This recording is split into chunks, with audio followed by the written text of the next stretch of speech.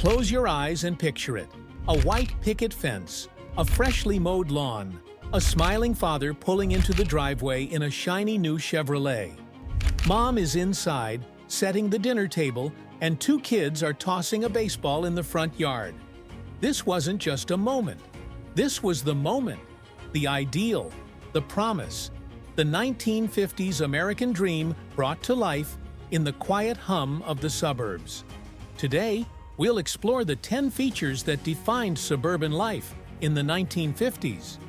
The features that didn't just build houses, they built a culture.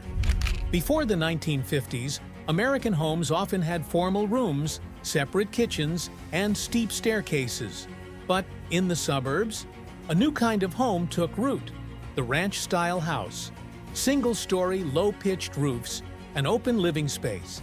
These homes were designed for ease and modernity. Gone were the fussy parlors and stuffy corridors. In came the open-plan living room, where the family could relax together while Mom watched the kids from the kitchen. It wasn't just a style, it was a philosophy. Life should be efficient, comfortable, and centered around the home. And in mass-produced developments like Levittown, these homes were replicated with precision. Quick to build, affordable to buy, and offered to veterans through the GI Bill with low-interest loans. The ranch house became more than a home. It became the template for the suburban dream. Walk down any 1950s cul-de-sac, and one thing would catch your eye immediately. Cars, big ones, shiny ones, with fins, chrome bumpers, and pastel paint jobs. And the symbol of making it? The two-car garage. No longer just a shed or an afterthought, the garage became a centerpiece of suburban living.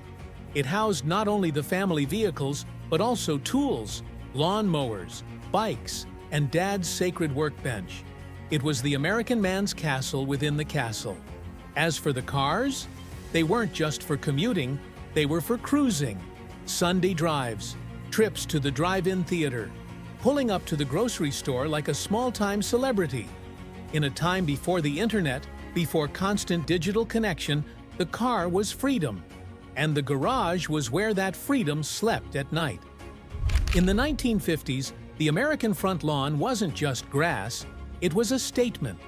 Perfectly trimmed, uniformly green, and edged like a military haircut, your lawn told the world something important. You were responsible, respectable, and rooted in the dream.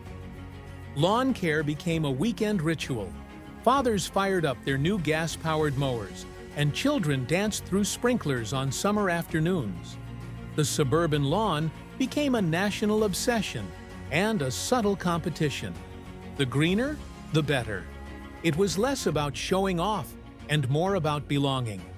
If your lawn looked good, you were doing your part in the unspoken social contract of suburbia. Maintain harmony, order, and pride. Even better if you planted rose bushes or installed a bird bath. It wasn't just about owning land, it was about curating a life. Inside any 1950s suburban home, and you'd be greeted by the hum of a refrigerator, the gleam of pastel-colored appliances, and the comforting aroma of something baking. This was the modern kitchen, a place of technological wonder and domestic mastery. Post-war innovation brought dishwashers, electric stoves, and Formica countertops into the suburban mainstream. Ads promised a kitchen of tomorrow, and for many housewives, it truly felt that way. But beyond the gadgets, the kitchen became the center of the home. It wasn't hidden away like in old Victorian houses. It was open, bright, and often within eyesight of the kids playing in the yard. Convenience and family life were merging. Women, encouraged by media and marketing, took pride in this space. With magazines like Better Homes and Gardens and Good Housekeeping, they turned homemaking into a kind of artistry. The kitchen wasn't just for cooking, it was where the American dream was kneaded, baked, and served daily.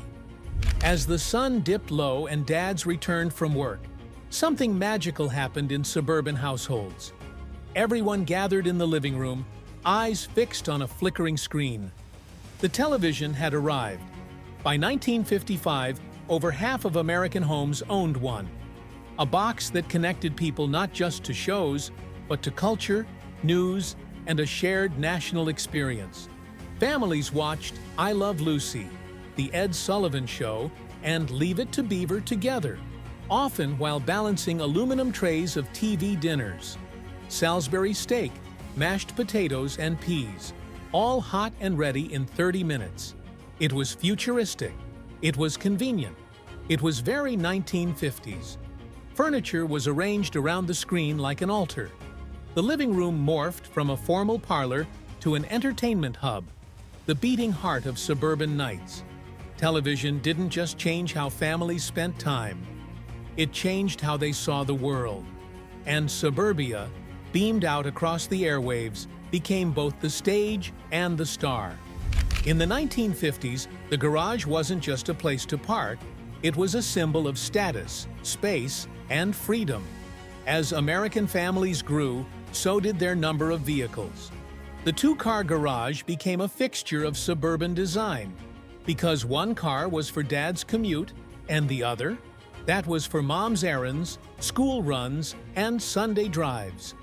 Cars weren't just transportation anymore, they were extensions of identity. Brands like Chevrolet and Ford became household names. Drive-in theaters, roadside diners, and suburban strip malls blossomed, all thanks to a society built around the car. Suburbia gave Americans space. Cars gave them mobility. And the garage? It was the bridge between those worlds. Behind that rolling metal door was more than a vehicle. It was possibility on wheels. Today, the traces of that dream linger in cul-de-sacs and community pools, in barbecue grills and backyard fences. Some call it nostalgia, others call it a myth. But whether remembered fondly or critically, one thing is clear.